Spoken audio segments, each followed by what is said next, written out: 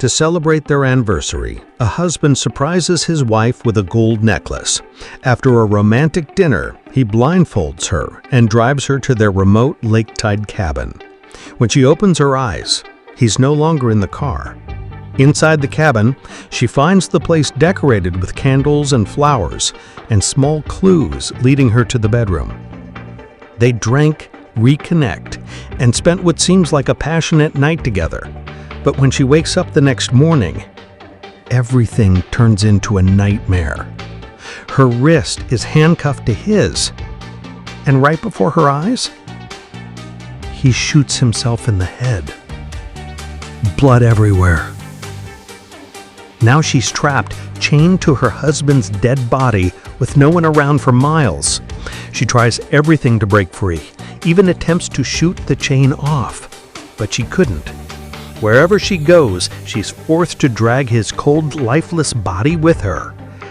In one room, she finds her old wedding dress laid out like part of some sick plan.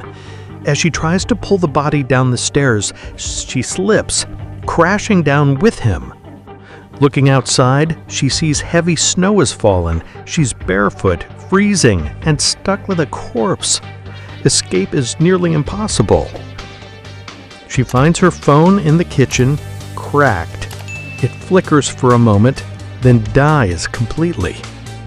Desperate, she wraps plastic bags around her feet just to step out into the snow. Dragging the corpse behind her, she finally makes it to the garage. She hauls the body into the car and drops it beside her and tries to start the car. But the gas tank is bone dry. Someone has drained it. Even for something as simple as going to the bathroom, she's forced to drag her husband's dead body across the floor, into the bathroom, over the tiles, everywhere. Desperate to find gasoline, she stumbles into the basement, but she's exhausted. Her body gives in and she collapses in the corner, barely breathing. Eventually, she finds a hidden room covered in strange, unsettling photos. There are pictures of mysterious men, a woman who looks eerily like herself, and even a photo of her with her secret lover. Suddenly, an old stereo starts blasting loud music. Overwhelmed with rage, she smashes it to pieces. Right then, the doorbell rings. She opens it, shocked to see her boyfriend standing there. But here's the twist. The scene cuts. We now learn she had been cheating on her husband all along. The man at the door is her secret lover.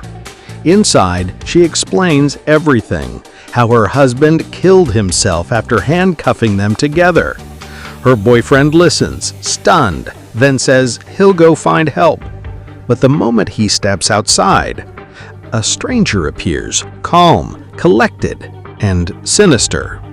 He claims he's here for scheduled plumbing work and insists the visit was arranged ahead of time. He tries to talk his way out of the situation, says there's been an emergency inside and now is not a good time. He even offers to pay them in advance just to make them leave. But the so-called plumber doesn't budge. He insists on coming inside. And suddenly, his partner jumps out of the car. No hesitation. A beast of a man, he storms forward and drives a knife straight into his boyfriend's stomach. Brutal, quick, and merciless. They storm into the house. The woman realizes instantly these aren't repairmen, these are killers.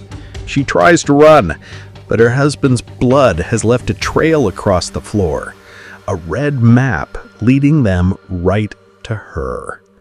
She escapes into a storage shed just in time. The killers follow the blood trail out the door.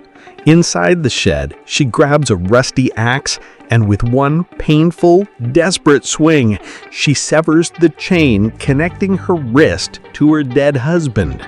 Free at last. She hides beneath a wooden platform as the two men enter, right above her. They look around. Something feels off, but they don't find her. The moment they leave, they rush to the house safe, clearly what they came for. Meanwhile, she finds a bottle of gasoline, her only shot at escape. She heads to the garage and begins refueling the car through a hose, but one of the men shows up. She quickly rolls under the car, heart pounding, barely breathing, then slips out and runs. On her way out, she sees the other man dragging her husband's body away. Before they see her, she sneaks back through the small side door into the shed, but her movement makes noise, enough for the killers to take notice. They come after her. Failing to find her again, they slam the side door shut, cutting off one more exit. They split up. One searches the upper level, the other heads to the basement. But she's ready now. As one of them leans over a ledge, she strikes with a wire, sending him crashing down in a brutal fall. Using the noise as bait, she waits for the second man and ambushes him from behind. With both men down, she grabs the keys and jumps into her boyfriend's car and floors it. She's not just running anymore, she's surviving. But she's caught off guard when the killer suddenly finds her and throws her out of the car. Right after that, the two criminals get into a heated argument and start fighting. But the more brutal one quickly overpowers both and ties them up. He then drags the safe over, planning to unlock it using the husband's fingerprint and the code from the woman. To pressure her, he threatens to cut off her toe unless she talks.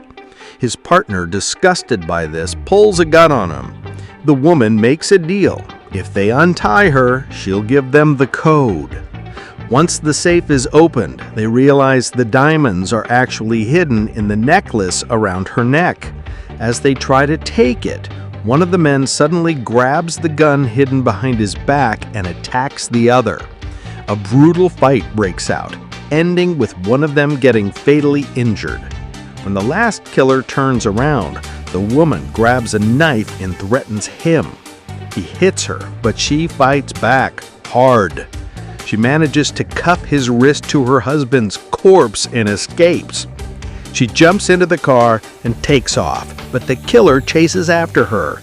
She slams the car into him, then drives off. Wounded and crawling, she tries to get away, but he catches up and tries to strangle her. She grabs the knife and stabs him. Suddenly, the ice cracks. Her husband's body sinks into the freezing water, and because the killer's still chained to it, he's pulled down too. Dragged by the dead weight, the killer struggles underwater. The woman uses the moment, pulls the knife from his body, stabs him again, this time right in the eye, and smashes through the ice and pulls herself to safety. The screen fades. This is how the story ends.